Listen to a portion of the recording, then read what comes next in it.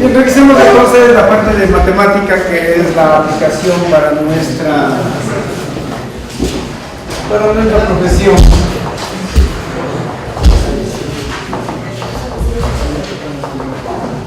Es importante saber lo que es las matemáticas discretas. Ustedes les llaman solo discretas, ¿no es cierto? Con discreción. Pero prácticamente el término discreto tiene que ver con el término finito. ¿Y por qué finito? Porque nosotros vamos a utilizar una máquina que es finito. Procesador finito, memoria finita, utilización de los requisitos de computadores finitos. En términos generales todo es con límite, no tenemos algo abierto. Por eso es que necesitamos de alguna manera revisar la matemática que es finita, la matemática discreta, que es lo que nosotros llamamos. Los capítulos que se tienen en matemáticas: crecimiento de funciones, métodos de conteo, las relaciones, la recurrencia, un poco de criptografía, grafos y árboles. Entonces empezamos viendo la parte de crecimiento de funciones, que es algo importante para nosotros. Lo primero que hay que marcar es que es una función numérica o una función discreta. El dominio de la función numérica es el conjunto de los naturales, y el contradominio del rango es el conjunto de los reales. A nosotros nos interesan estas funciones numéricas. ¿Por qué? Porque hacen la discretización, son discretas en términos generales. Entonces vamos con el campo de los números naturales y posteriormente hacemos un recorrido hacia los números reales. Esto quiere decir que efectivamente las funciones discretas, funciones numéricas, para nosotros están limitadas al campo positivo. ¿Sí? El campo positivo. Entonces, difícilmente vamos a trabajar con funciones numéricas negativas. No necesitamos, por las aplicaciones mismas que utilizamos. Entonces, dadas las funciones numéricas, nosotros queremos saber cómo se comportan a medida que crece el dominio del conjunto de los naturales. Entonces, lo que nosotros tenemos acá es y acá la función numérica. Entonces, lo que queremos es ver cómo va creciendo esta función a lo largo del rango de los naturales. A medida que va creciendo, estas funciones tienen un comportamiento asintótico.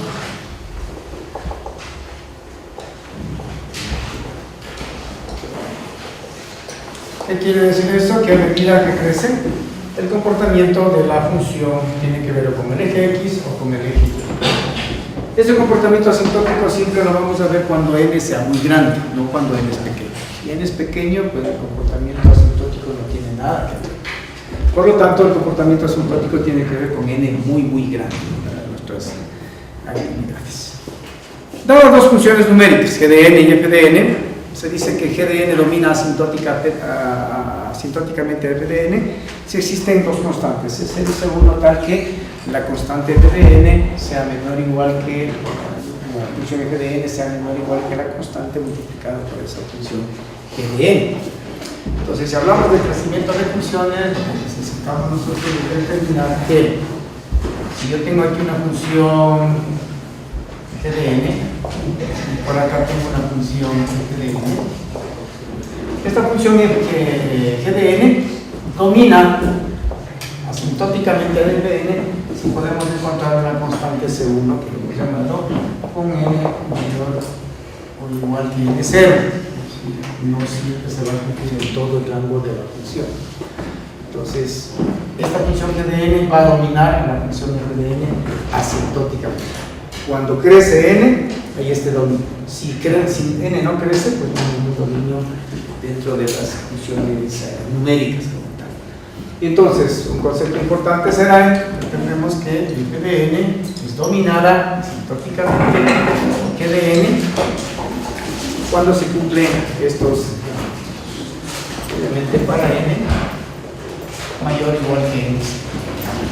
Como hemos visto, a nosotros nos interesa el campo positivo, siempre trabajamos con el valor absoluto para evitar los problemas de utilización de funciones negativas. Nuestra función será entonces encontrar esta función grande que le domina a esta función. Entonces podemos tener tres tipos de funciones.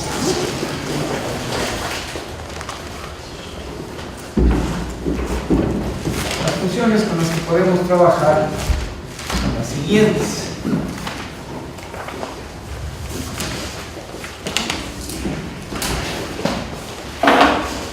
Hay una función a lo más, es decir, la que funciona completamente, la que domina completamente las demás funciones. Pongamos n y aquí pongamos n. Entonces hay una función que a lo más tiene este comportamiento. Esta sería una función a lo más. Tendríamos una función por lo menos.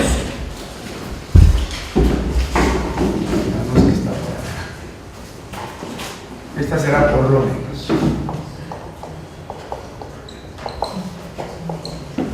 Indudablemente tendríamos una función promedio que podría ser esta. Este sería promedio. Estas tres funciones salen del ámbito de las funciones numéricas de matemática porque son las que nosotros requerimos para nuestras aplicaciones. Esta función a lo más se le llama función ómica. La función por lo menos se llama omega. Y la función promedio se le llama la función beta. Entonces a nosotros los de sistemas nos interesa tener omicron, omega y teta bien definidos, de tal manera que podamos utilizarlas en algunos fenómenos. Entonces lo importante para nosotros es definir estas funciones. Y una vez que hemos definido, podemos calcularlas. Eso es fácil, no hay ningún inconveniente. Por lo que nosotros vamos a aplicar posteriormente en algoritmos, en diseño de redes, en inteligencia artificial, en simulación y todo lo que viene a continuación. Podríamos encontrar esta función la más grande, o podríamos encontrar la función la más pequeña. Entonces la función más grande generalmente nos dice hasta aquí crecerá mi algoritmo. La función por lo menos dirá hasta aquí. Este es lo mínimo que puede hacer mi algoritmo. Este es el límite superior y este es el límite inferior. Entonces, ¿qué nos interesa a nosotros? Ustedes que ya tienen las materias aprobadas, lo que necesita usted en su análisis es encontrar cuál será la función a lo máximo y cuál será a la función a lo mínimo. Esta función a lo mínimo normalmente es teórica, lo que nosotros llamamos el overbound. Es bastante teórica porque la mayoría de algoritmos tienen que tratar de llegar a este por lo menos. Por lo menos es bien teórico y es por eso que se sustenta en la matemática. No lo que sucede con la función a lo más. La función a lo más, en cambio, es teórico, eso sí la puede usted utilizar de una manera práctica. Entonces veamos las definiciones de cada una de ellas.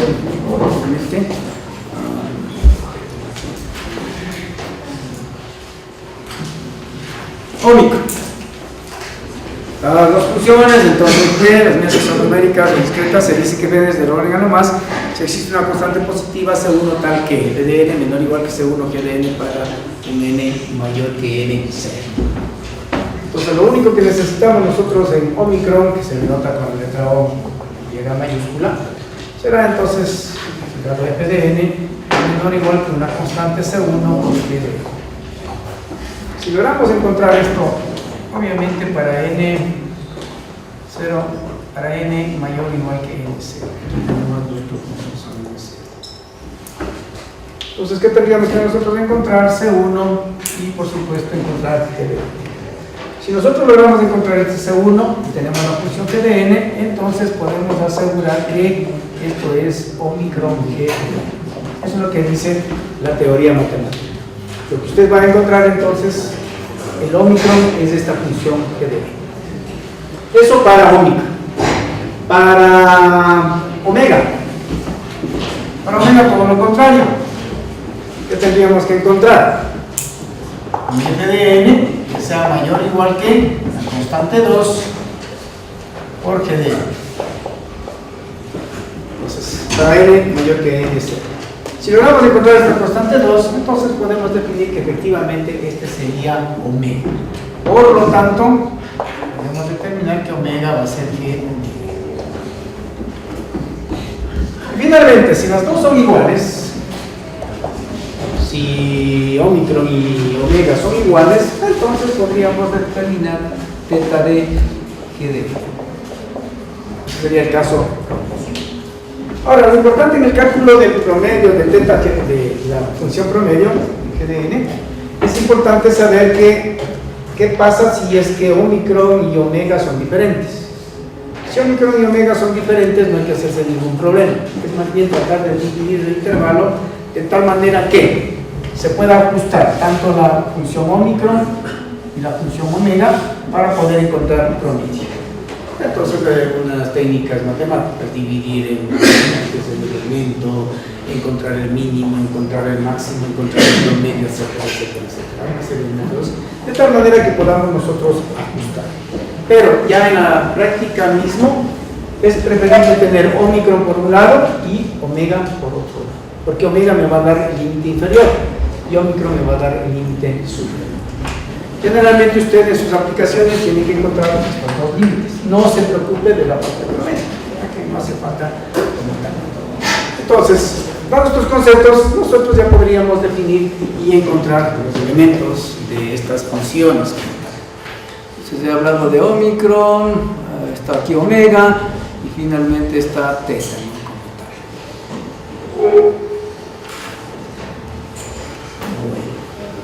Teniendo claro esto, lo que son las funciones, queremos saber las aplicaciones. ¿Por qué de esto? ¿Por qué estudiar estas tres funciones para nuestro campo de sistemas, en el campo de ciencias de la computación, indudablemente? Una de las aplicaciones importantísimas es en la parte del análisis de la Entonces, que decía en la anterior charla, primero hay que ver la matemática y luego el análisis. Pero ya lo hemos hecho al revés, que no importa. Entonces, en el análisis de los algoritmos, usted tiene que ver si n son los datos. Cuando yo aumento n, ¿cómo va creciendo esta función? Estas tres funciones. En el análisis se puede ver el análisis de complejidad temporal, es decir, el tiempo. ¿Cuánto se va a demorar nuestro algoritmo? Nuestro algoritmo no está en función del tiempo, nuestro algoritmo está en función de las instrucciones que ejecuta. Cuanto más instrucciones, más se va a demorar. El mismo algoritmo, para 10 instrucciones tendrá una cierta cantidad de tiempo y para 1.000.000 de instrucciones requerirá otra cantidad de tiempo. Y entonces, ¿qué es lo que deberíamos hacer? Para programar algoritmos pequeños, utilizar procesadores bastante elementales. Para algoritmos bastante grandes, cambiarnos de procesador y buscar procesadores de última tecnología. Pero eso no es el hecho, porque si bien es cierto, va de alguna manera a colaborar. Si usted mira la función discreta, cómo crece, pues simplemente, por más que cambiemos nosotros de procesadores, no se va a mejorar. ¿Por qué? A nosotros nos interesa es el comportamiento asintótico. Cuando n, siendo n el número de datos, crece bastante, pues va a tener mucho inconveniente en poder cambiar un proceso, la velocidad de un procesador por la velocidad de otro procesador y disminuir el tiempo radicalmente de un algoritmo. Eso no se puede dar. Entonces, una de las aplicaciones para nosotros es estimar cuánto se va a demorar el algoritmo utilizando nuestro comportamiento de las funciones asintóticas. ¿Estamos claros? Entonces, esa es la finalidad de por qué estudiar esto en matemáticas. Simplemente para aplicar cuánto se va a demorar el algoritmo. Si mi algoritmo se demora 1 hora, 2 horas, 3 horas, no creo que haya problema. Pero si mi algoritmo se va a demorar 4, 5, 6 años, ya vamos a tener un problema. Sin embargo, usted tiene que estimar. ¿Cómo lo estima? Con estas tres funciones. Una tercera, entonces, ¿qué quiere decir? Que es una pertenencia. Si k es igual a 0, entonces f de n es igual a micro g de n. Eso quiere decir que f de n es un subconjunto de ¿qué? De g de n.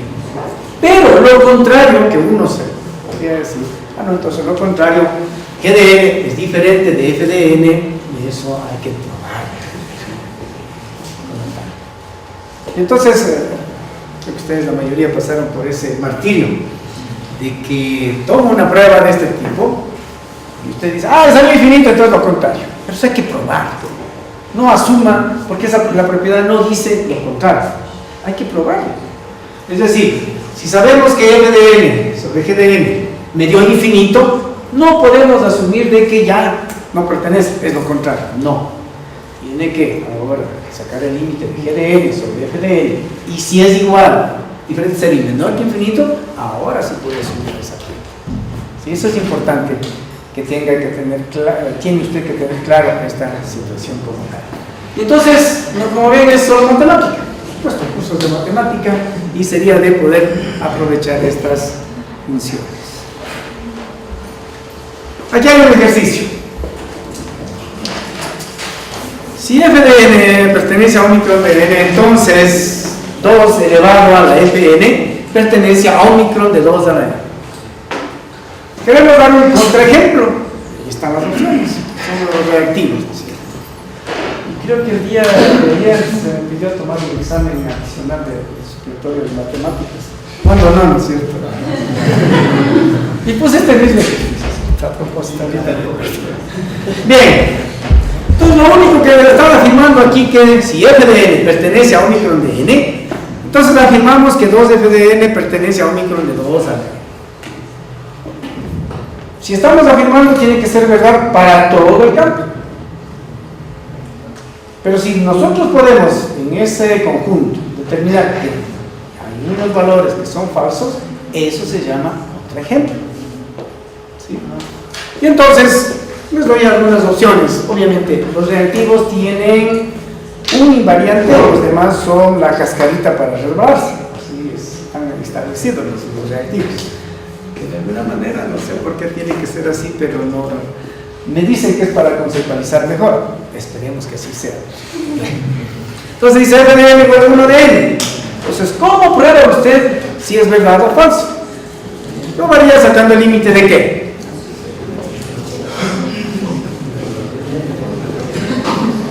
De n sobre 2 a la n. Si cae en cualquiera de las del límite que nosotros habíamos visto acá, ¿sí? Si k es diferente a 0 y k es menor que infinito, entonces aseguramos que es cierto que f de n es parte de g de n. Pero hay que buscar un contraejemplo. Entonces, si buscamos el contraejemplo, f de n igual a 1 de n, funciona. Con f de n igual a 2 de n, funciona. Pero si usted pone 3 de n, ¿sí? El límite de 3 de n sobre 2 de n, ya es falso. Entonces, yo lo he puesto a propósito así, para tener la idea. Entonces, con 1 de n, saquemos el límite. Con 2 de n, saquemos el límite. Como de 1 y 2 de n hemos encontrado, todo debe ser verdad. Y eso es el problema, que uno asume que con dos valores, en este caso seguidos en la matemática, ya asumimos todo. Eso no hay que hacer. Siempre los contraejemplos pueden estar en otro rango de valores. Y allí por eso le pongo 3 de n. Con 3 de n ya. ¿Y por qué he discretizado f de n con menos n? Para darnos cuenta que efectivamente no estamos hablando de funciones numéricas negativas. Bueno, estamos hablando solo de funciones numéricas positivas. Entonces, ahí está lo interesante de del reactivo, ¿no? Así me pidieron que haga y por eso yo tenía de otra manera, pero me dijeron así, está correcto, me parece, ¿no? Soltar un poquito, ver los invariantes que no esté bien definido. Primero saber qué es un contraejemplo, aquella que niega la verdad, ¿no? Y si yo pongo una serie de resultados, basta que pruebo uno, no, este no es, ya asumo los demás. No, hay que tratar de ir probando los siguientes. Entonces, bueno, yo tengo aquí, ¿no? f de n igual a 1 de n, al calcular el límite es falso. En 2 de n, al calcular el límite también es falso. Y con 3 de n, ahí sí tenemos que se cumple para todo n y n grande. Y f de n es negativo, el crecimiento de las funciones es solamente para n positivo. Claro, no sé si ustedes ya vieron este reactivo y lo hicieron como aplicación, pero lo que quería traer a colación acá es, si tenemos claro lo que son las funciones omicron, omega y teta, ¿sí? No asuma solamente por un valor inicial, ya todo lo demás se concluye, ¿no? Sí. Entonces, el examen del día de ayer tenían que sacar 3 de n nada más, y así de fácil, los estudiantes que están empezando. Algo interesante en esto de las funciones discretas es cómo yo voy a aplicar estas funciones discretas. Entonces, la aplicación de estas funciones discretas es que yo voy a tener un ranking. Entonces, voy a tener un omicron 1, un omicron n, un omicron n cuadrado y un omicron n a la m. Con matemática puede encontrar cualquiera de ellas. Ya aplicamos, aprendemos, sacamos los límites y sabemos. Sin embargo, esto a nosotros no nos dice, eso es importante en algoritmos, no necesariamente dice que este algoritmo es mejor que este algoritmo. No hay, el Omicron, el Omega o el Teta no me dice cuál es mejor, no. Porque eso se tiende a confundir. No, pero n la menos, no, el algoritmo n al cuadrado es mejor que no. Se refiere a eficiencia de utilización de recursos. A eso se trata la aplicación para nosotros en computación y en algoritmos. Es la eficiencia. Entonces, lo que quiere decir que este algoritmo, si tiene Omicron n cuadrado, es más eficiente en recursos que n a la n. ¿Qué recursos? Tiempo y espacio. Tiempo y almacenamiento puede ser. Estamos claros, entonces no se confunda en este aspecto de que este es mejor. No, es en cuanto a eficiencia. Nada más que trabajamos con esto. Si usted va a hacer análisis entonces de un sistema, ya sabe, encuentre Omicron, Omega y Teta, y ya puede usted empezar a comparar la eficiencia. No se olvide entonces de hacer estas aplicaciones. Por lo demás, solo la prueba, el límite de las dos funciones, eso sí quisiera que esté claro, porque los reactivos casi siempre van a ir por allí para que usted haga el cálculo. Las propiedades, tenga bien en cuenta que son distributivas, conmutativas y todo lo demás. ¿Preguntas hasta aquí de las funciones? Ingeniero, sí puede resolver ese, pero usted resérvale para ver cómo le hacen. ¿Cuál? Ese que te puso ahí. 3DN. Sí. Pues calculamos, 3DN. No, si ya no copié la forma. A ver, FDN que es igual. 3DN. GDN que es igual.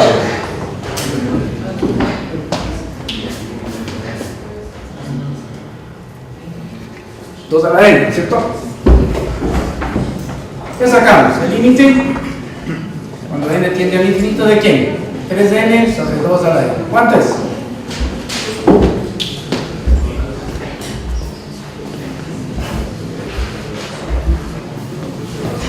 ¿Cuánto es 3n sobre 2 a la n límite? Cuando n tiende al infinito. ¿Cuánto me da?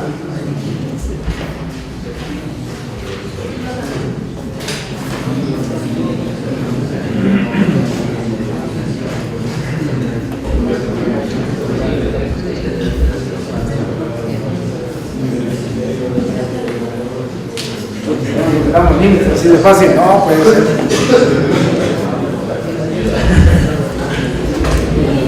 ¿Qué límite? Le poniendo GDN 3D. ¿Y GDN? Vamos a la Ya N. no nos acordamos de los límites. ¿Cuánto es?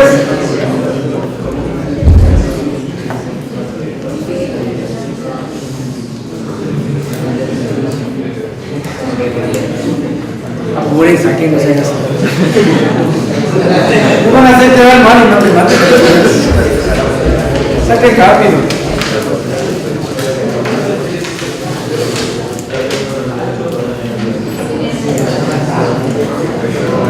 ¿Cuánto es? ¿Cuánto nos da?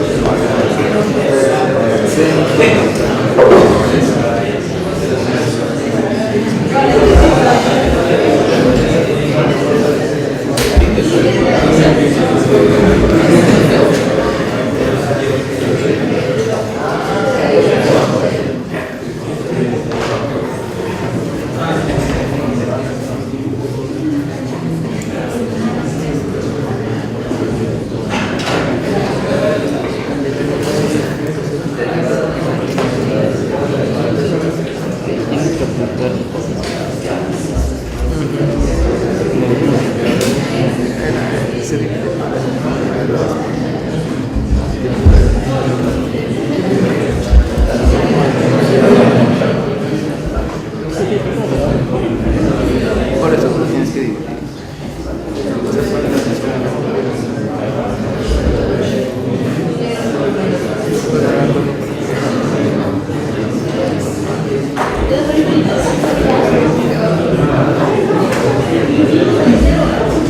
Hagan, no sean así. A ver ustedes son buenos.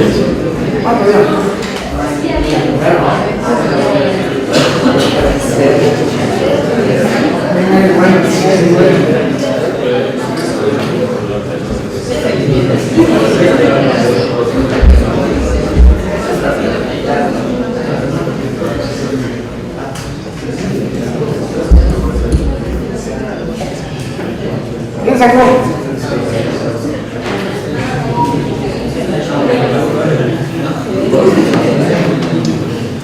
A ver.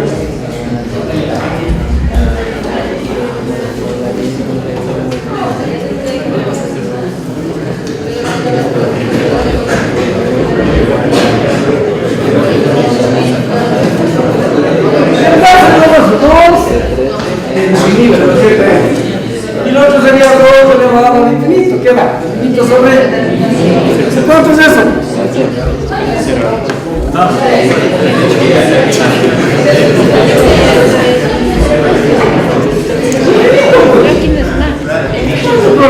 Pues la cera vieja. Solo la cosa, pues.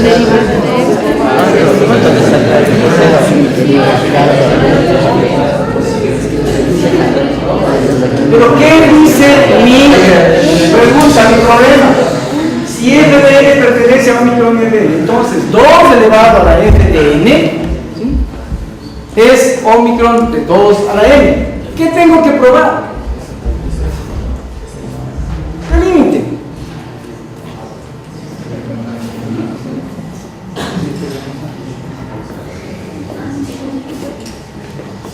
F de n pertenece a un micrón n. Entonces dice 2 elevado a la f de n pertenece a un micrón 2 a la n.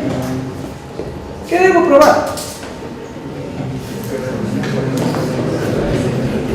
¿Qué límite debo probar?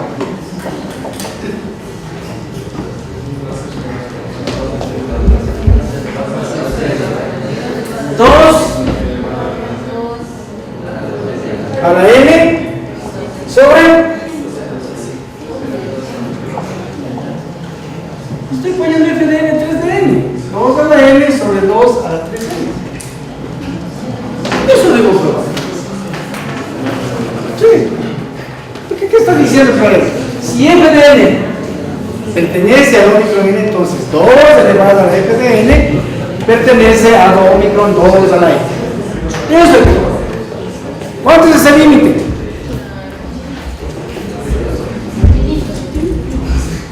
¿Cuánto?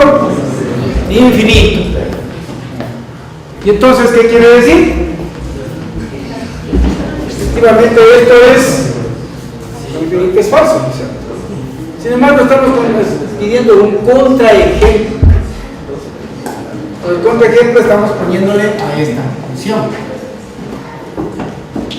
Si usted revisa 2 elevado a la n pertenece a 2 a la 3 a la n, claro, ¿o no? Entonces el contraejemplo, ¿qué me va a decir? Calculemos el límite. El límite con n 2 a la 3n sobre 2 a la n, ¿cuánto me da? Invirtiendo, cambiando. ¿Qué nos da?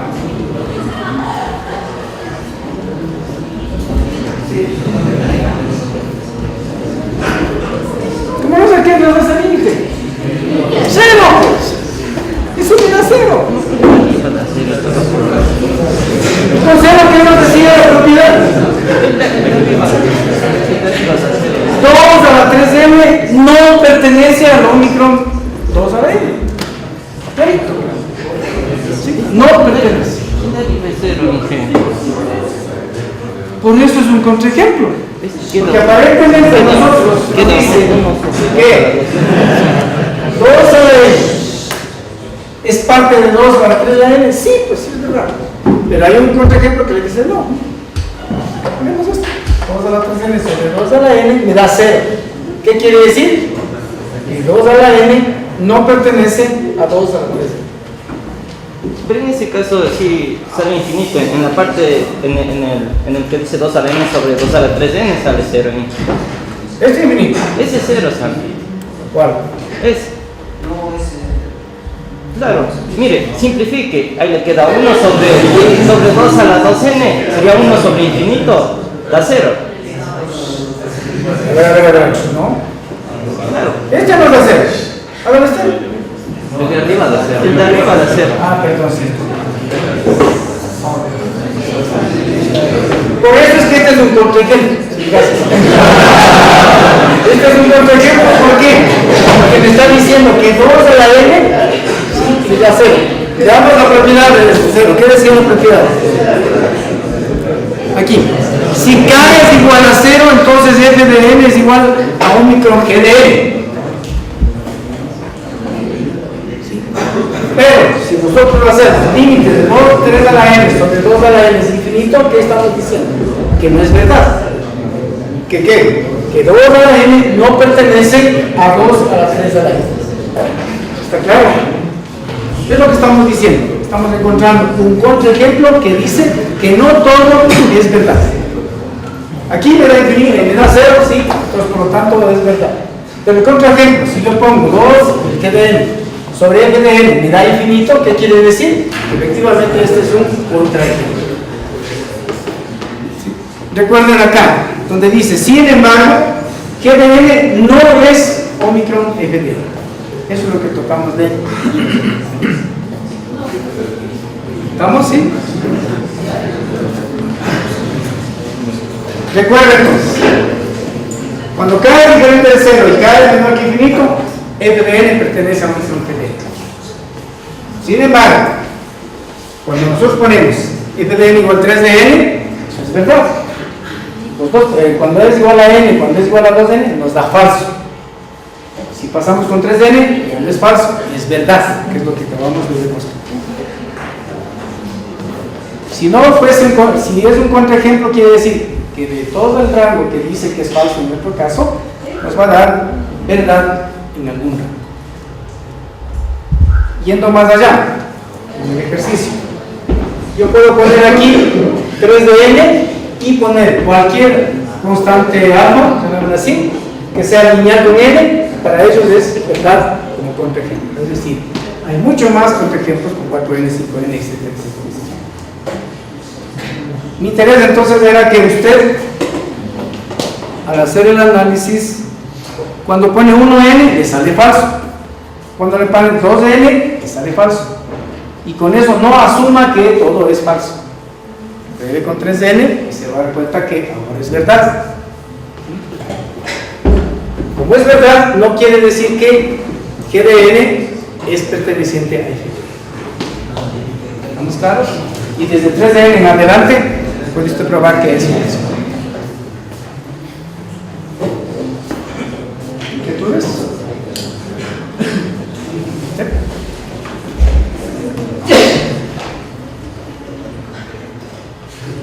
Métodos de conteo. ¿Por qué tenemos que saber contar? Simplemente porque necesitamos tener nuestras instrucciones, ¿cierto? De los algoritmos en términos generales. Hay dos principios básicos. El principio de la suma, que dice dado conjuntos disjuntos. Esto es interesante. O sea, si damos conjuntos disjuntos,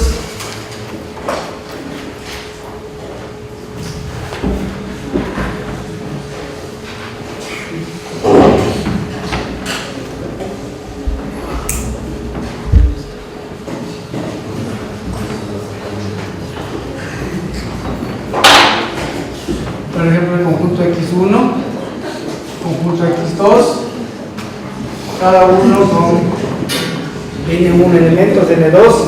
Si estos son disjuntos de 2 en 2, ¿qué quiere decir disjuntos? Que no sean elementos repetidos. Eso es todo, ¿cierto? Y entonces el principio de la suma dice sumen n1 más n2 para encontrar el número de elementos. Lo único que tienen que hacer ustedes es encontrar si son disjuntos, sumar los elementos y ya pueden contar de esta manera. Si son disjuntos. Si no son disjuntos, ahí no se puede aplicar este principio de la suma. Otro principio importante es el principio de la multiplicación. En cambio, en la multiplicación tengo tareas. Entonces, por ejemplo, la tarea 1 tiene n1 formas. La tarea 2 tiene n2 formas. La tarea T tiene nt formas. Para encontrar el número total, lo único que hace es multiplicar n1 por nt.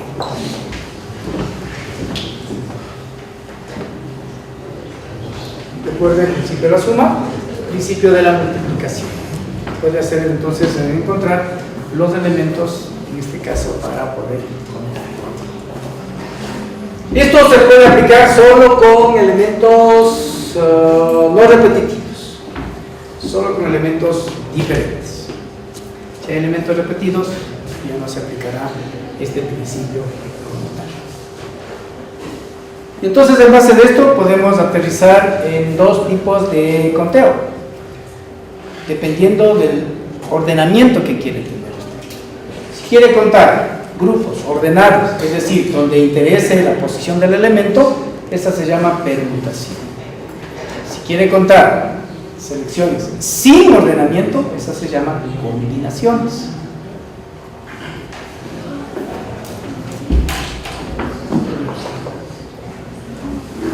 Aquí tendría un conjunto de elementos A, B y C. Otro sería C, A y B. Si yo voy a contar de esta manera, mire, lo que estoy contando es de acuerdo a la posición. Entonces este sería un trío y este sería otro trío. Si me interesa la posición, se llama permutación. Si no me interesa la posición, se llama combinación. Entonces esto sería una permutación, que me interesa mucho el orden como van los elementos. En cambio, en una combinación, lo mismo sería de C y C, A, B, es lo mismo.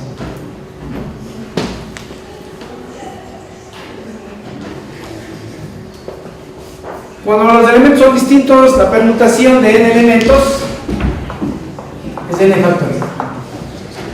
Los elementos, cuente los elementos, el n saque el factorial y listo. Pero si de un grupo va a escoger cierta cantidad de elementos, nosotros lo vamos a llamar permutación de n, r. Entonces, n, el conjunto de elementos. R, cuántos elementos voy a escoger de todo ese conjunto con un ordenamiento. Pues no se cumple que entonces sería n factorial sobre n menos r. Obviamente que tiene la condición de que r tiene que ser menor que n. Entonces recuerden, lo importante acá es el orden que tiene que seguir. Si hay un orden, una selección ordenada, permutación. Si directamente voy a preguntar n elementos, n factorial. Si voy a preguntar de todos los elementos, r elementos, aplicamos n factorial sobre n menos r factorial. Lo importante, ¿cómo discernir? Que haya elementos que haya elementos ordenados. Eso es importante. En cambio, la combinación, ¿qué va a hacer? No necesito ordenamiento. La combinación será asimismo de n. Tendríamos que hacer n factorial sobre n factorial sobre n menos r factorial.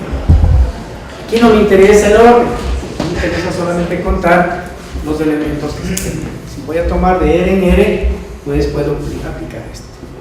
Entonces no se olvide especialmente en esto de los reactivos. Cuando hay selección ordenada que va a contar, permutación. Cuando hay una selección no ordenada, no interesa la posición del elemento, aplique combinación. Yo voy a aplicar, la fórmula no es tan complicada. Siempre y cuando sean elementos no repetitivos. ¿Qué pasa con elementos repetitivos? Generalmente en matemáticas se les llama permutaciones generalizadas.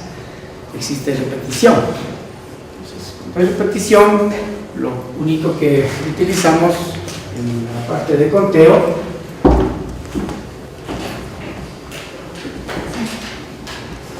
es que usted tiene el número total de elementos, repetidos y no repetidos. Y esto vamos a hacerlo para cada grupo de elementos repetidos. Entonces aplicamos n factorial sobre n1 factorial. ¿Qué es n1 factorial? El número de elementos repetidos de la misma característica. n2, el número de elementos de una segunda misma característica. Así sucesivamente hasta nt factorial, número de elementos con t características iguales. lo que vamos haciendo es discerniendo. Entonces usted puede encontrar cuántas permutaciones o contar si tienen los mismos elementos para poder trabajar en este tema. ¿Qué pasa con las combinaciones donde no hay elementos repetitivos? Aquí tenemos un conjunto X mayúscula, es un conjunto con T elementos. Y quiero seleccionar K elementos de esos T elementos.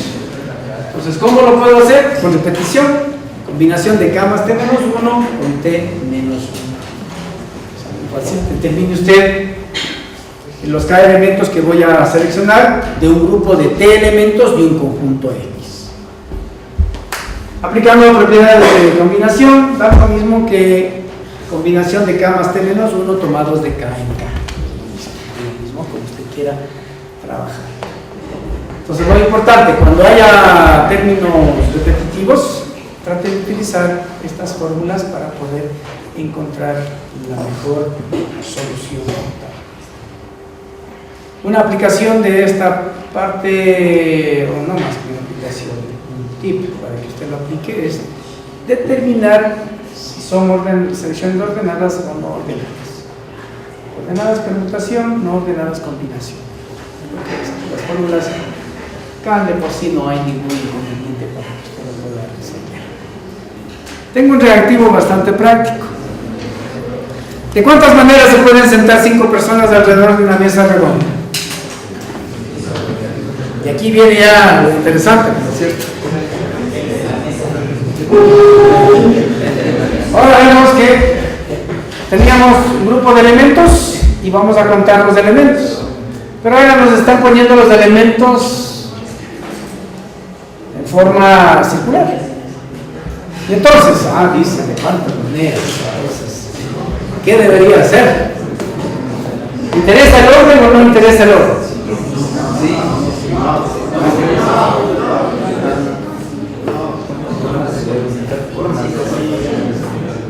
¿Qué interesa el orden? No da lo mismo que el señor esté sentado allá, ya es otro grupo. ¿Sí o no? Claro que me interesa el orden. ¿O no? Sí. Sí está claro. Lo primerito que quiero que se capte esto. ¿Cuándo hay orden? ¿Cuándo no hay orden? Y sí, pues, o sea, no da lo mismo ponerle a un estudiante acá que ponerle a un estudiante allá. ¿Sí está claro? Sí.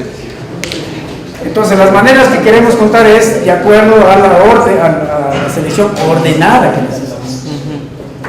¿Estamos? Entonces, primero, ya es una permutación.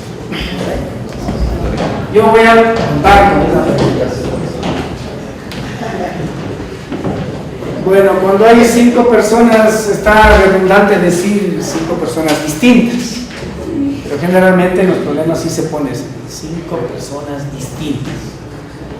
De pronto uno puede decir y siempre van a ser distintas, pero hay unos textos que sí no ponen distintas. Yo lo evito un poquito, porque cada persona es persona, no puede haber personas iguales, ¿no es cierto? Pero no se preocupen esto de que si está 5 personas son distintas, por supuesto. Entonces sería una permutación N. Pero ahora, a mí no me están pidiendo seleccionar L. A mí dicen que todo L tiene que ubicarse. Por lo tanto, tendría que ser una permutación de L. Como tal. Pero ahora, ¿qué sucede? Ya tengo que dar una circular. Como aquí 1, 2, 3, 4 y 5. Ahí estarían los 5. ¿Qué sucede? Este primer elemento, llamémoslo este primero, puede ser cualesquiera, es el mismo como inicio, como fin. Este no cambia, por cierto. No cambia. Por lo tanto, si me están pidiendo ver cómo selecciono, cuántas maneras se pueden ubicar estas personas acá, este es fijo. Por lo tanto, la permutación de cuántos elementos es. Solo de 4. En otras palabras, como uno permanece fijo, la permutación es solo de 4. Y ahí están los invariantes que les pusimos como tal. 5 factorial. Creo que la mayoría, pero dijo 5. La permutación de 5. El otro, 5 factorial para 4.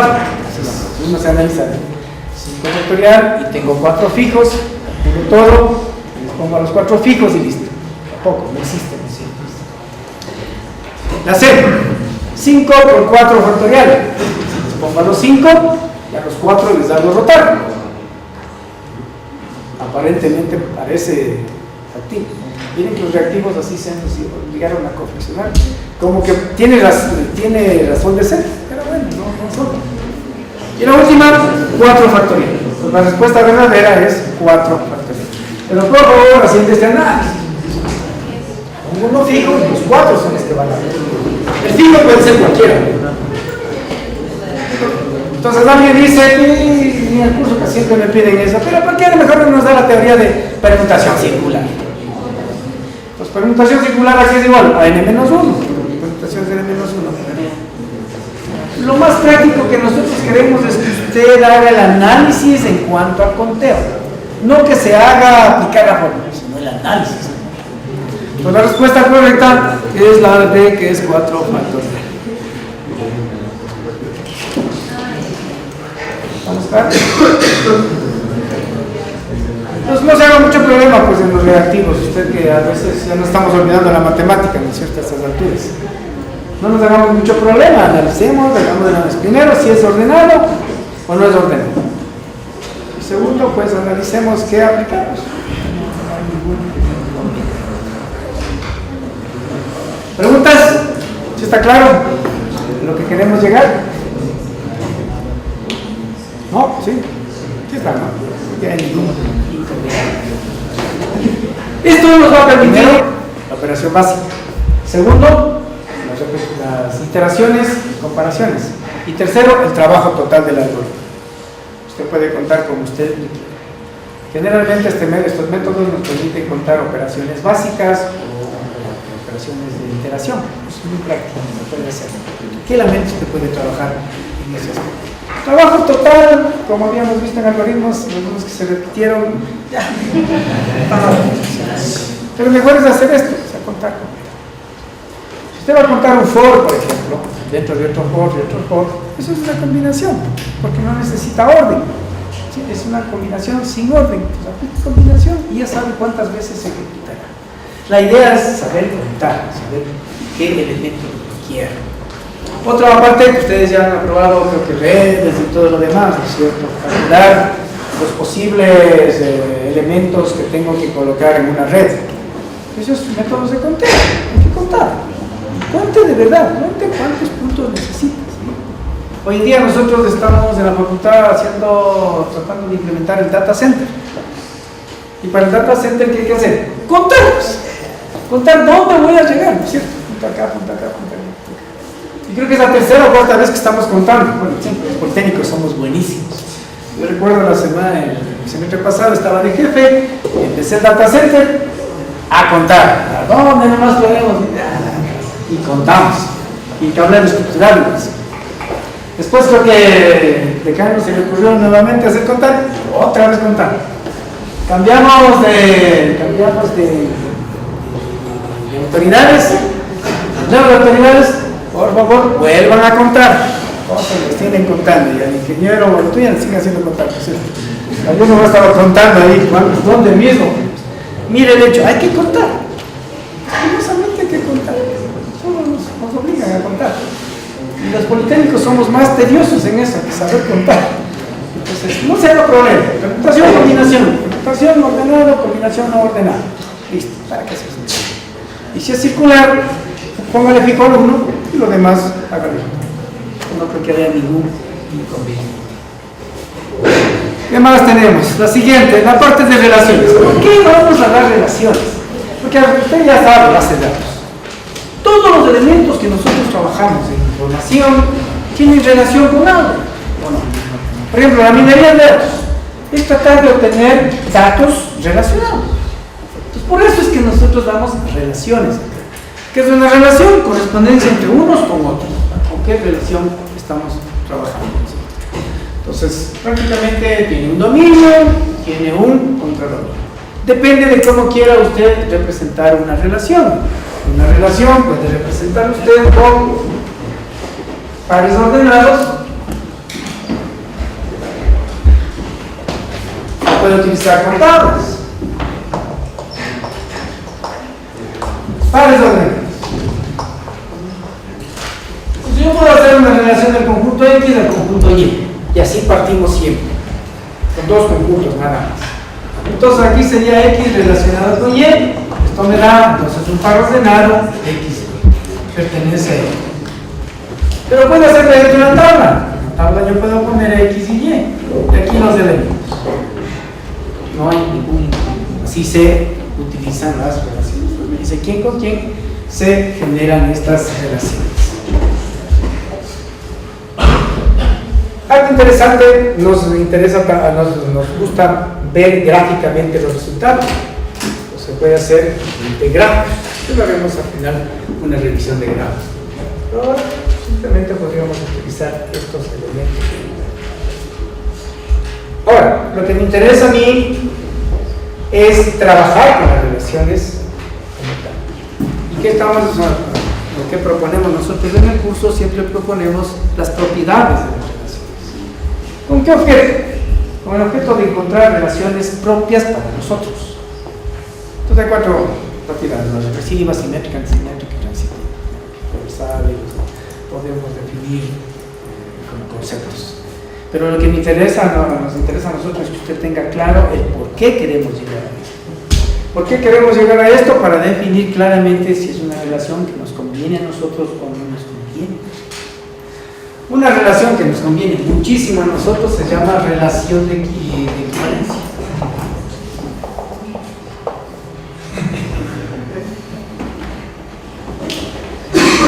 ¿Y qué es una relación de equivalencia? Nosotros necesitamos, cuando es reflexiva, simétrica y transitiva. Estas son las relaciones que nos interesan. Reflexiva, simétrica y transitiva. Entonces para eso hay que saber las propiedades, no queda más. Entonces yo tengo una relación, un grupo de datos y veo si es una relación de equivalencia.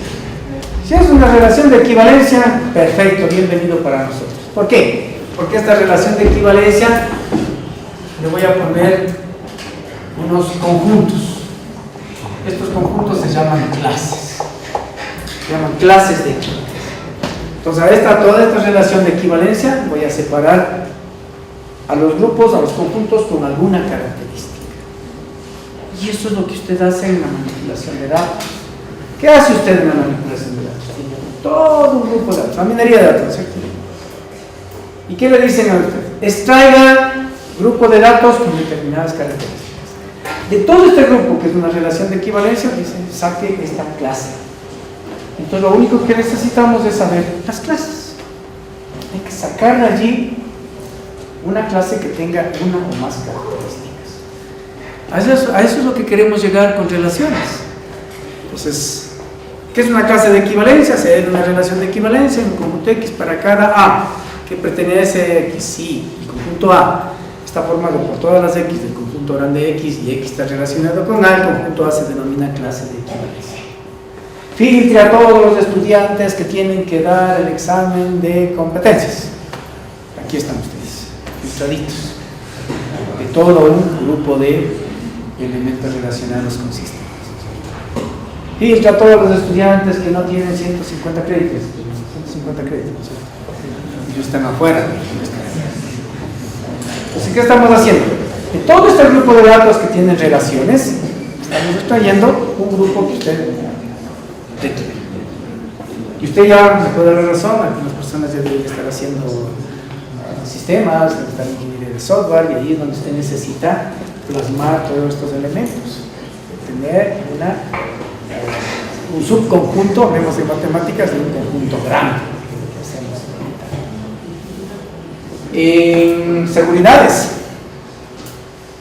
en auditoría, generalmente se hace sobre grupos de relaciones de bases de evidencia.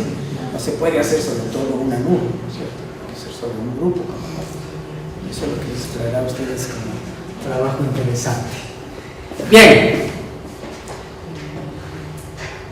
Aquí.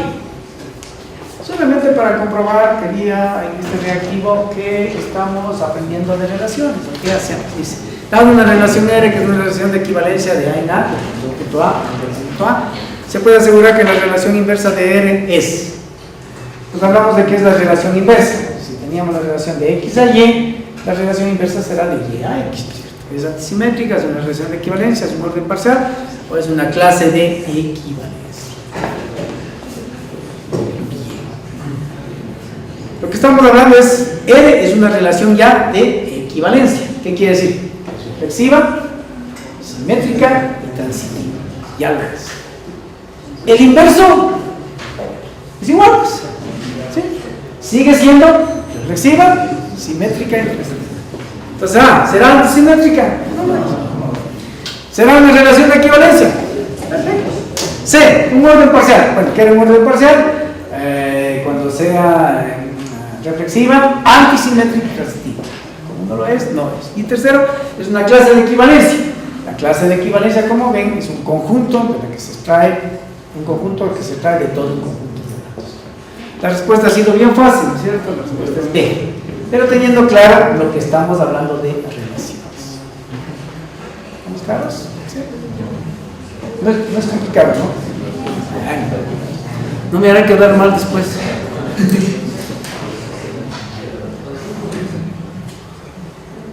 Bueno, algo que quería yo indicar el porqué de esta matemática discreta. La aplicación de las relaciones está dada en una base de datos relacional.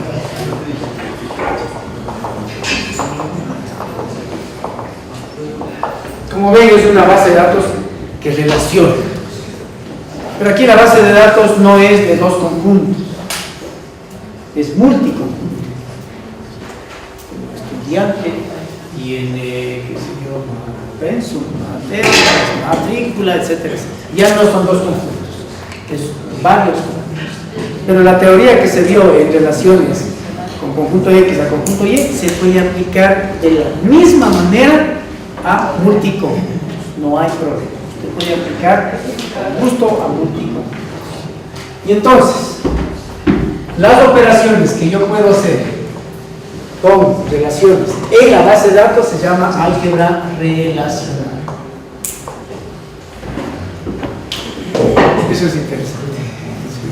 Esto se llama álgebra relacional. Entonces, son las operaciones que usted puede hacer en las relaciones. ¿Qué nomás puede hacer? Puede hacer unir, agrupar, seleccionar, etc. ¿Qué hace la base de datos? Entonces eso es la álgebra relacional. ¿Para qué vienen las relaciones para nosotros? Para manejar base de datos relacionales. Creo que la mayoría de ustedes les gusta mucho trabajar con base de datos relacionales. Que por ahí también utilizan la base de datos jerárquica. Pero las relacionales como que son más rápidas al paso.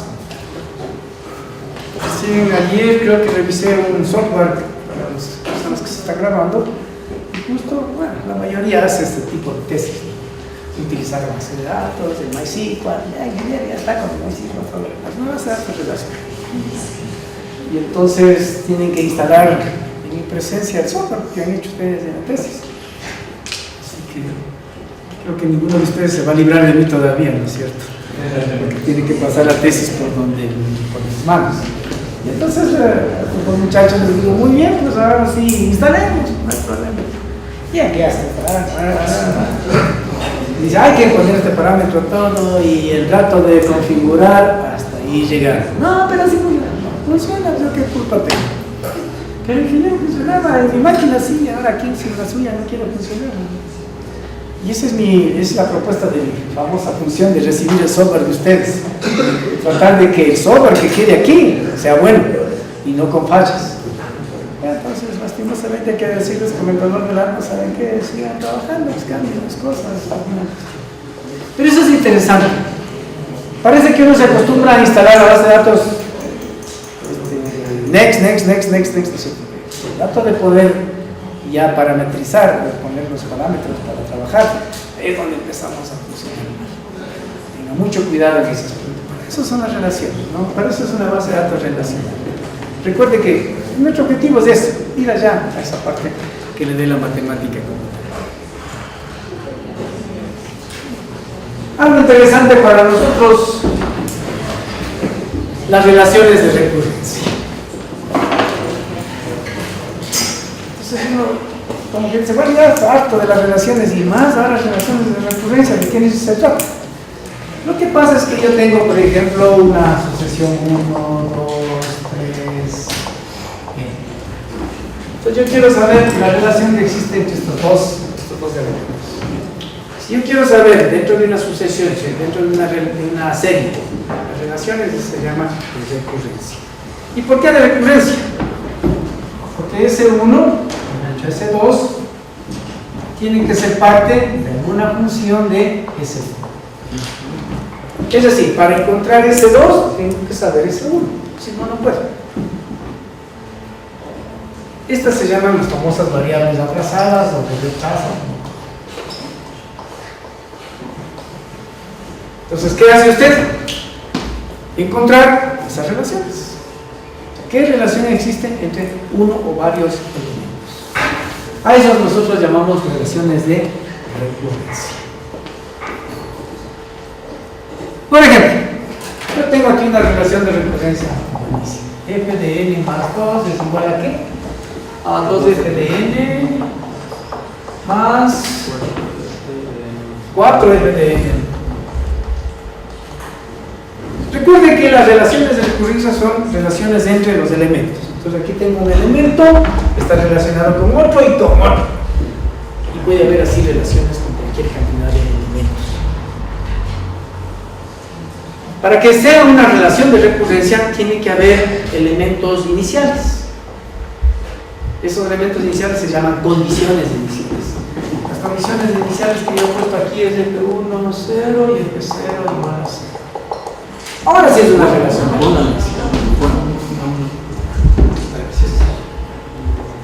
Ahora sí es una relación de recurrencia. ¿Por qué?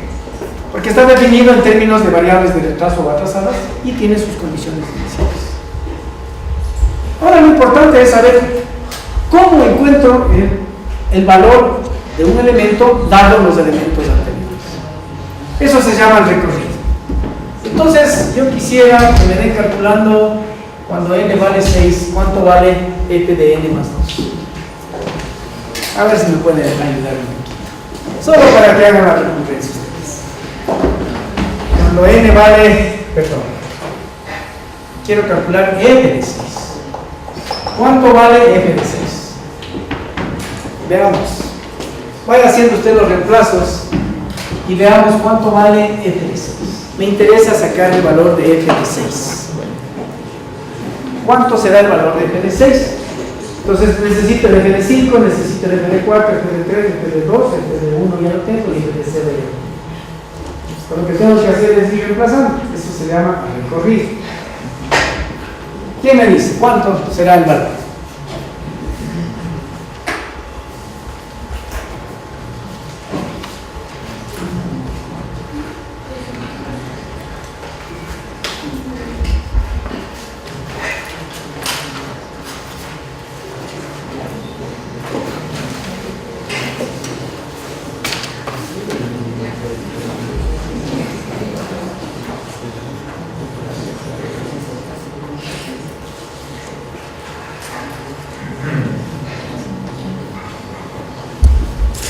¿Alguien tiene?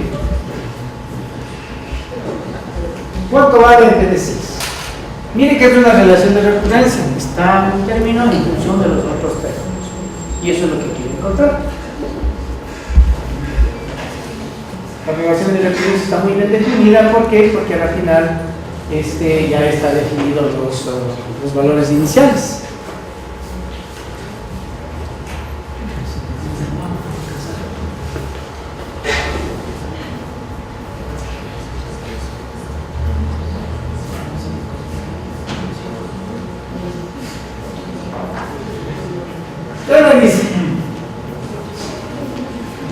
Bien, el reemplazo es muy elemental. F de 6, ¿a qué va a ser igual?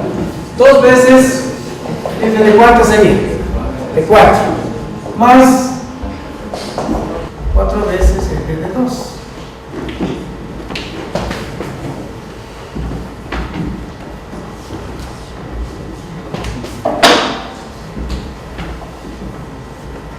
Y f de 2 sería 2 veces f de 0 más 4 veces f de 1. Esto es hacer un recorrido de las relaciones. Y reemplazando, ¿hasta cuándo? Hasta cuando ya no pueda reemplazar o hasta cuando lleguen las condiciones iniciales a todo. Haciendo la técnica de algoritmos. ¿Se acuerdan que había un método de ir haciendo pedazos, problema hasta llegar al problema más simple, más sencillo? ¿Cómo se llama ese método? Divide y vencerás. Buen método. Divide. Pero ahora lo que me interesa es el valor. ¿Cómo encuentro el valor? Reemplazo desde abajo hacia arriba. Entonces, pero este era 0, ¿no? F de 1, 0. Y F de 0, 1. Entonces lo voy reemplazando nada más, ¿no es cierto? 2 por 1, 2, más 4, 0, 0, este me da 2. Este sería 4 por 2, 8. F de 1 vale 0.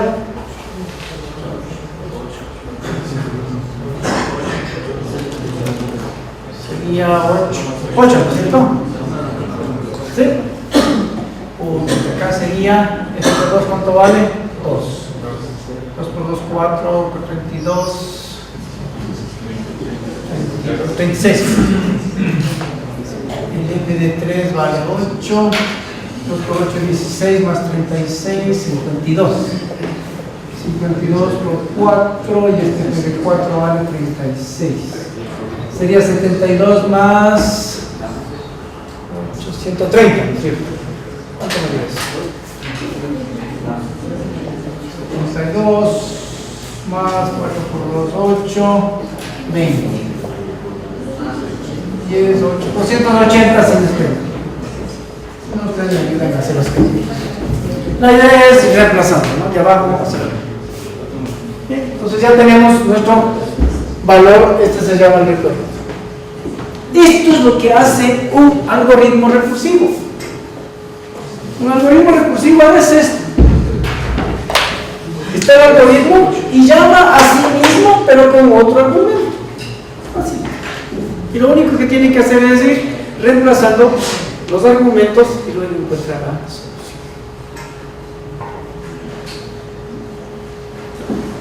Esto es típica recursividad. ¿De dónde viene la recursividad? De relaciones de recurrencia.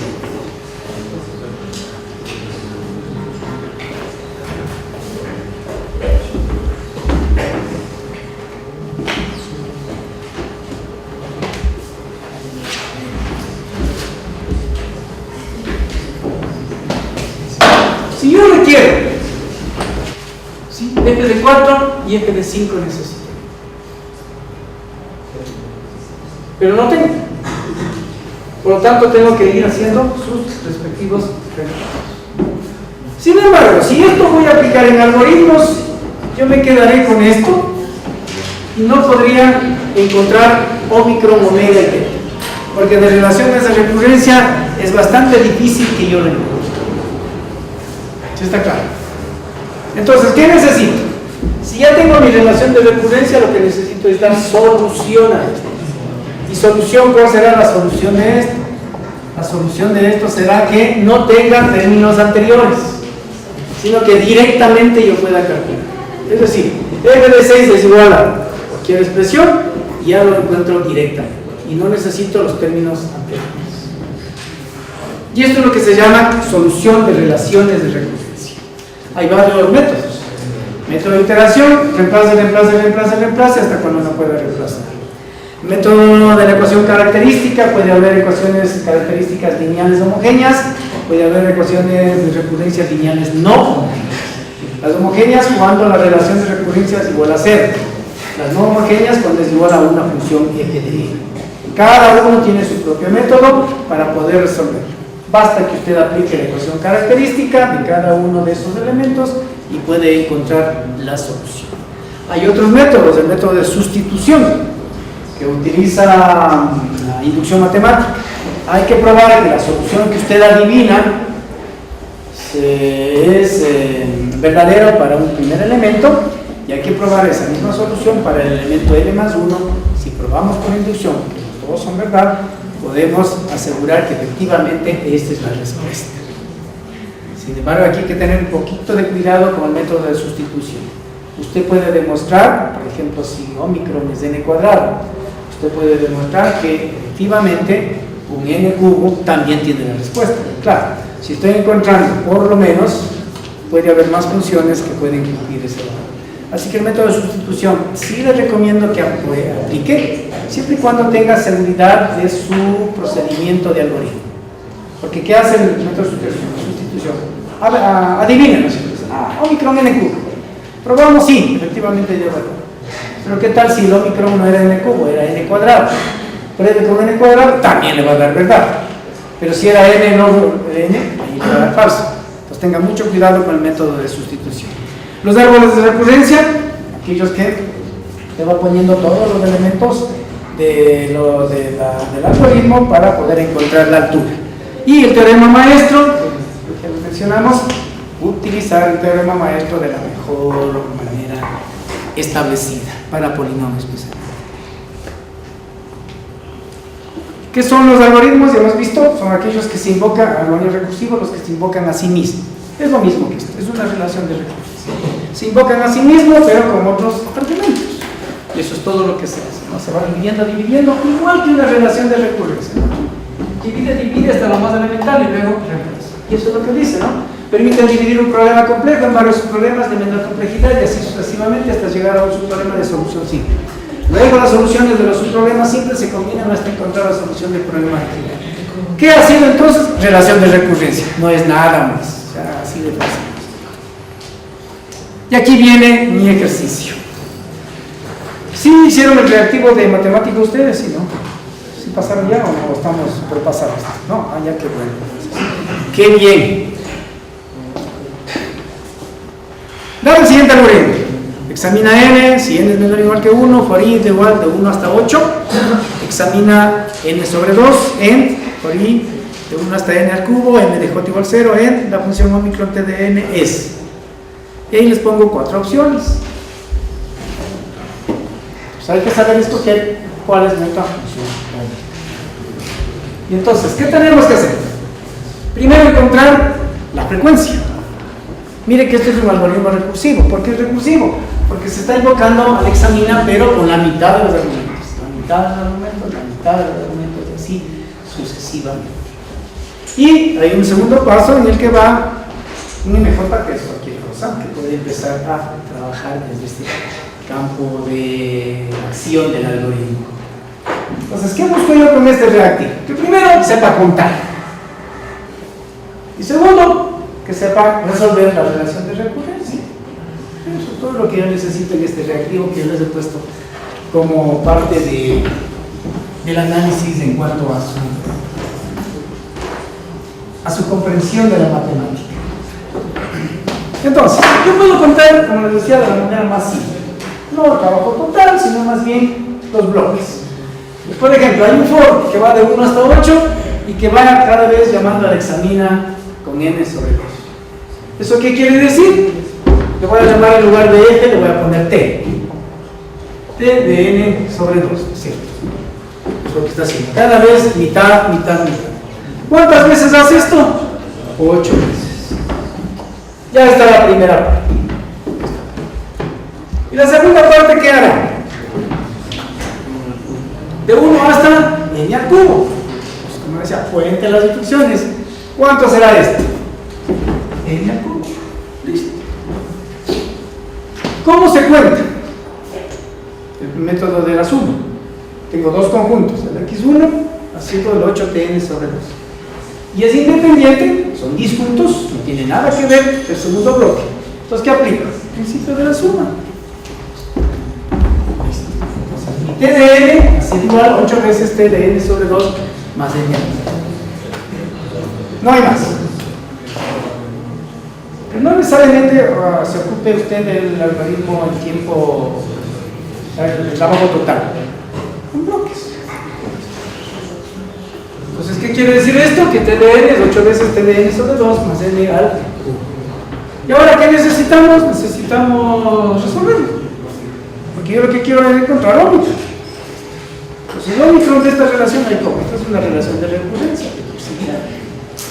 Entonces, para eso es muy bien dividido en 8 problemas de tamaño 2 elevado al cubo. Un método que se aplica generalmente para ustedes, método del teorema del maestro. Teorema maestro, aplique y ya tiene la solución. ¿Quién aplica? ¿Quién se acuerda del teorema maestro? Si les expliqué.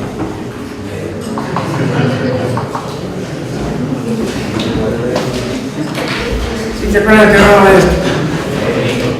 Yo al menos no me acuerdo.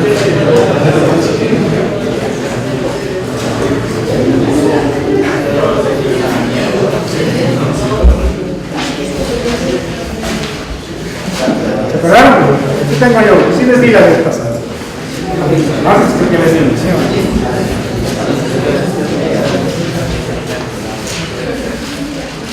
Generalmente esta nosotros yo al menos le llamo esto A, el 2 le llamo B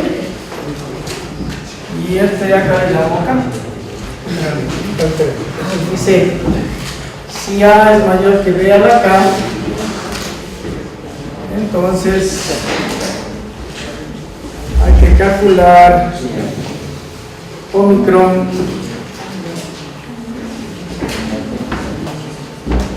si A es mayor que B a la K, Omicron viene log de A. Si A es igual a B a la K, Omicron viene K log E. Y si A es menor que B a la K, Omicron viene en la K. Entonces, ¿cuánto vale A? Vale 8. ¿Cuánto vale B? 2. ¿Cuánto vale K? Vale 3. Veamos en qué caso estamos. Sería A es 8 comparado con B, que es 2, es igual, ¿sí? Estaríamos en el segundo caso. Entonces, ¿a qué es igual el Omicron? El Omicron ha sido entonces para nosotros N a la K, 3. Y log E.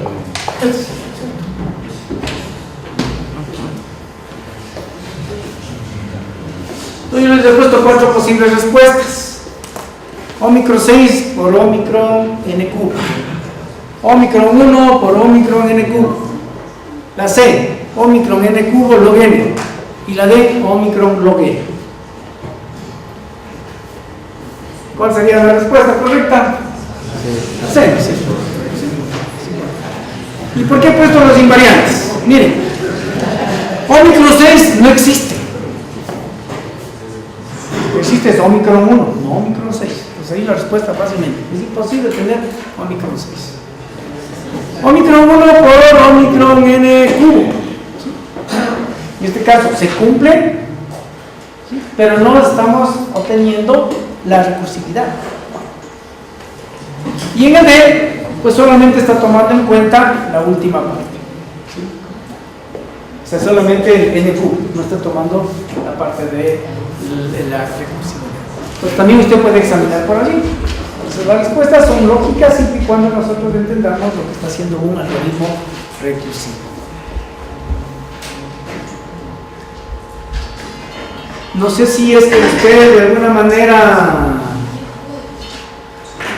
no sé si ya hicieron este reactivo, pero espero que esté claro este reactivo como tal. ¿Sí?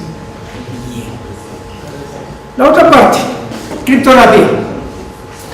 La criptografía, pues, en términos generales, lo único que queremos que se entienda mejor, de la mejor manera, es que hay que hacer seguridad de la información. Usted cuando tiene que tratar con la información, tiene que proveer seguridad.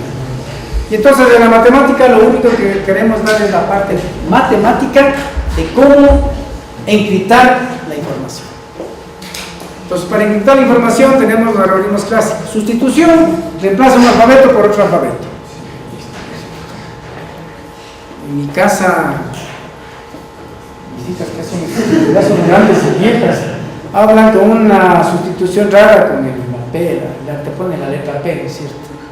Sí, saben ustedes ese lenguaje horrible.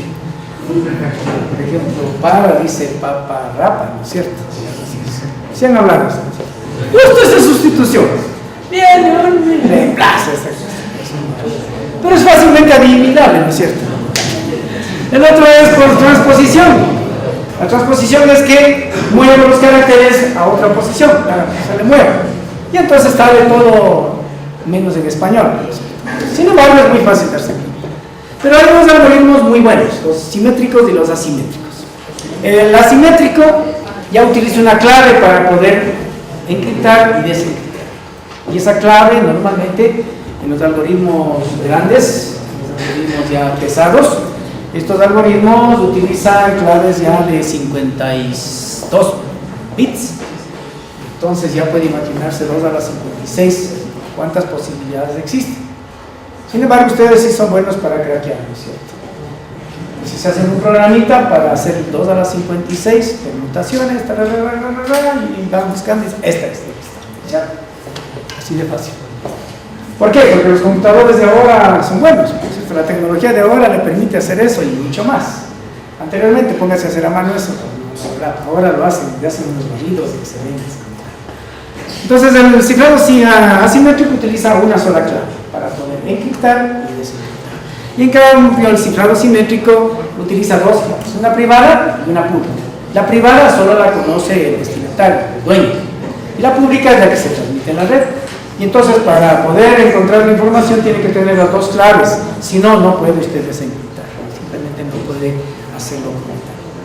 Entonces, ¿qué estoy pidiendo yo en este ejercicio? Les damos algunos algoritmos, por ejemplo el algoritmo DES, el algoritmo RSA, el de sustitución y el de transposición.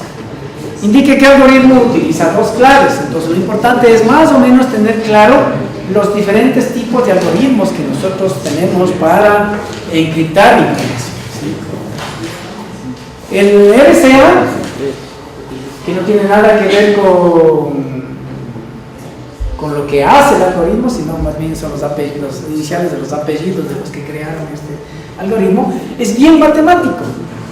Utiliza dos claves y utiliza la modularidad de números. Entonces, con la modularidad de números y el máximo común divisor, bien matemático, encuentra la clave y puede encriptar la información. El DES sí es desarrollado por una empresa de tal manera que se puede, tradicional, de poder enviar la información utilizando permutaciones. Permutación de entrada, permutación de salida, de 64 bits. Bueno, ya puede imaginarse las permutaciones que son. Son algoritmos bastante grandes, bastante interesantes. Sustitución, pues había la línea pasada, son criptografía clásica. La criptografía clásica solo utiliza una clave como tal. Entonces, si nos ponemos a analizar un poquito sobre lo que hacen los algoritmos, el RSA sería el correcto. Porque ese es el que tiene dos claves, clave privada y clave pública, que son las que más se utilizan. Espero que no tengamos mucho problema en este aspecto porque me han pedido que pongamos esto, pero hacer un invariante sobre la seguridad me parece bastante complicado en criptografía. Tenemos una serie de algoritmos y una serie de métodos numéricos y métodos matemáticos que tenemos que tener claro. Yo lo he puesto aquí solamente para dar la teoría y saber cuándo utilizo una clave, cuándo utilizo dos claves y no más allá. La parte de grafos. La parte de grafos no es nada complicado para nosotros, tiene dos grupos, dos conjuntos. Grupo de vértices y aristas. Con eso nosotros podemos trabajar dentro de lo que se llama grafos. ¿Qué es lo que me interesa en grafos? En grafos nos interesan los caminos o las rutas, los circuitos. Eso nos interesa. Entonces, ¿qué es un camino? Es una secuencia de vértices, ¿sí? Entre quizá el primero y el último pueden ser los mismos, pero generalmente no son los mismos. Y en cambio, un ciclo, el primero y el último es el mismo. Sale de un punto y regresa a otro. Esos son los caminos y los circuitos. O sea, lo que nos interesa es entender claramente la diferencia entre camino y circuito. Camino, secuencia de vértices, y ciclo, secuencia de vértices, pero el primero y el último es lo mismo. Y entonces ahí surge una serie de algoritmos que ustedes ya lo vieron en la materia de algoritmos. El ciclo de Hamilton, el ciclo de Euler, el camino de Hamilton, el camino de Euler, etcétera, etcétera. ¿No es cierto? Tenemos una serie de elementos. Pero ¿por qué tenemos estos elementos? Porque nosotros tenemos mucho que ver con el envío de la información en una red. Entonces, cuando usted está enviando información en una red, usted necesita hacer su grafo y saber si es un camino, si es un ciclo, y para poner los equipos activos, etcétera, etcétera. La aplicación me parece práctico en este sentido. ¿Cómo se representan los grafos? Mediante una matriz. Normalmente la matriz ya de hacer que las filas y las columnas son los vértices. Pone usted los vértices como tal. La matriz de incidencia tiene solamente los vértices, no los datos como tal. Y la representación sirve para ponerle en un computador, en una máquina. Para eso nos utilizamos esta parte. Algunas operaciones con grafos. Lo interesante es el recorrido. Entonces parto de un punto y quiero llegar a un ciclo, a un camino hacia el punto que necesito. Entonces hay varios algoritmos. Uno que recorre hacia abajo, que se llama en altura. Otro que recorre a lo ancho, que se llama en longitud. Los dos tipos de operaciones. El DFS, profundidad, T. Y el DFS, amplitud. Entonces los algoritmos depende de cómo haga usted el recorrido para poder establecer esta forma.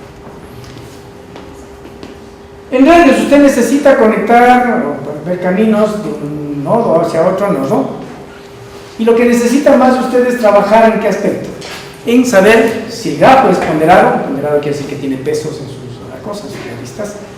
Si el grafo es ponderado y requiere encontrar lo mínimo entre un punto y otro punto, esto se llama la ruta más corta, que generalmente usted requiere en sus aplicaciones, encontrar lo mínimo entre dos puntos. Lo mínimo es el recorrido de la ruta más corta. Como ven, estos son solo algoritmos como tal. Aquí tengo un ejercicio. Le estoy dando la matriz de adyacencia. ¿Sí? Están los vértices ABCDE, ABCDE. Un 1 quiere decir que si hay una conexión, si hay un arco, y un 0 quiere decir que están sin conexión. Al lado le estoy dando la matriz A cuadrado, le he elevado al cuadrado. La matriz A es multiplicado por A, igual por A. Y entonces tengo una nueva matriz. ¿Y qué estoy preguntando? El valor 2 de la fila A y columna C de la matriz al cuadrado, ¿qué representa? Entonces voy a la fila A y voy a la columna C, y hay un 2.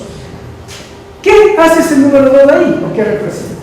La teoría me dice que la matriz multiplicada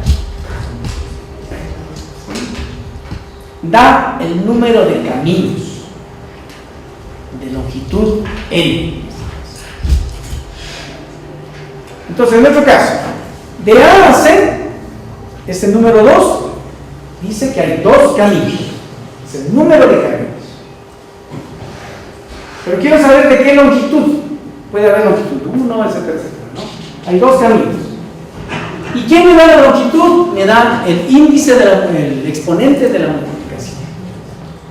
Entonces, dice, hay dos caminos de longitud 2. Porque es A al cuadrado. Entonces, hay dos caminos de longitud 2. Entonces, la respuesta de la teoría, el grafo tiene dos vértices.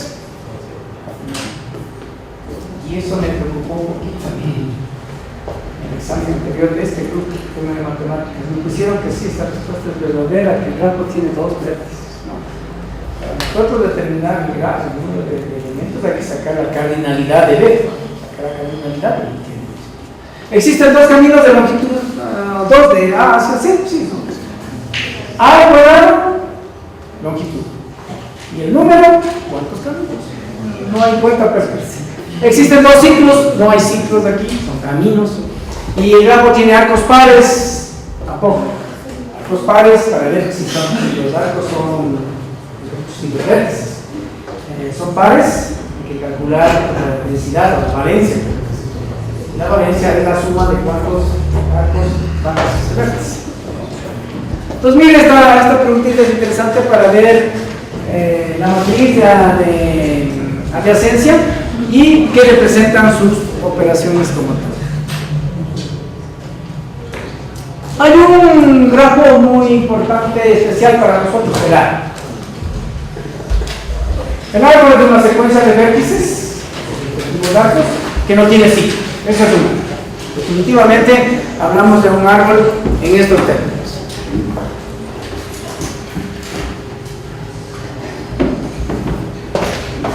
Entonces yo puedo tener aquí un vértice, acá tengo otro vértice, y ya tengo un árbol. Eso es un árbol. Así es destino. No hay. Para nosotros es importante, en cambio, el tipo de árboles que nosotros construyamos. Yo puedo tener un árbol en este sentido. Es mucho más. Es un árbol invertido, a propósito, ¿no? Es la misma estructura de un árbol. Tiene nodos, tiene vértices y tiene los arcos o las ramas que nosotros llamamos. Entonces, cada uno de estos tiene sus vértices. Estos son los vértices terminales. Estos son los vértices terminales. Y los de acá, estos son vértices internos. ¿Sí? Algo así. Entonces, a nosotros, ¿qué nos interesa? Estando en los árboles, ¿cuántos vértices tengo como terminales y cuántos vértices adentro tengo? Eso es importante. Eso es básico, porque con eso podemos determinar los elementos como tal. Me olvidaba, cada uno de estos son caminos. Entonces, esto es un nivel. Pues aquí es el nivel 0, aquí nivel 1, hay un camino de longitud 1. Acá sería del nivel 2. Un camino de longitud 2, y así sucesivamente. Así, para llegar a este vértice, yo tengo que pasar por 1 y 2 caminos, con la longitud de 2. Es lo que me da mi árbol. Hay un árbol muy específico que se llama árbol binario. El árbol binario es el que tiene un vértice y puede tener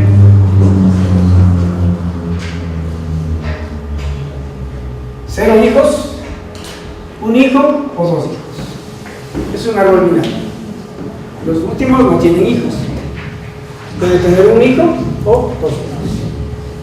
Pero el árbol binario completo, en cambio, tiene o cero hijos o dos hijos. Eso es un árbol binario completo con el que se puede trabajar dentro del aspecto de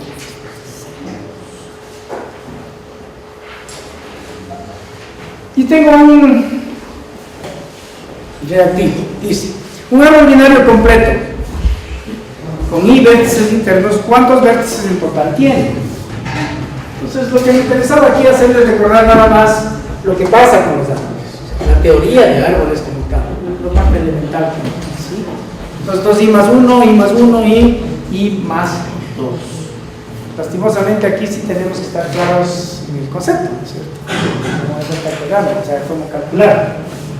Entonces, si revisamos un poquito, si usted quiere saber el número de vértices terminales en un árbol binario, si i son los vértices internos, los vértices terminales solamente es 2i más 1, directamente como usted puede hacer un análisis, efectivamente 2i más 1. Los otros obviamente no tienen nada de verdad. Entonces aquí sí me gustaría mucho que se aprenda un poco la parte, se revise la parte esta de los conceptualización, ¿no? Vértices terminales, vértices internos. Lo que más me gustaría que usted, cuando ha hecho ese reactivo, es dónde aplico los árboles. Los árboles se aplican mucho en la estructura de datos. Y cuando hago el recorrido, ¿no es cierto? En una estructura de datos yo quiero guardar y quiero hacer el recorrido. Allí es donde usted utiliza. Pues hay que saber hacer recorrido de los árboles. ¿Dónde utilizo los árboles? Para hacer diseño de expresiones, de evaluación de expresiones de un procesador. Entonces hay notaciones polacas, notación polaca inversa, dependiendo cómo quiera que vaya, ¿no es cierto? Quiere el operador 1, el operador 2, etcétera, etcétera. Lo que sí me interesa es que usted tenga la capacidad de poder discernir, cuando yo represento gráficamente la situación de un grafo, si no hay ningún ciclo, es un árbol. Y los árboles, como ustedes ven, se aplica muchísimo en nuestra vida de pensum, de estudiante de sistemas. Lo que sí hay que revisar un poquito la parte matemática, los conceptos que están detrás de esto. tratado de ser lo más conciso posible para poder realizar esta parte. Pero sí, la matemática nos da el refuerzo para lo que ha venido y viene estudiando usted. Espero que de alguna manera este nivel de conocimiento nos ayude más que todo a acreditar, ¿cierto?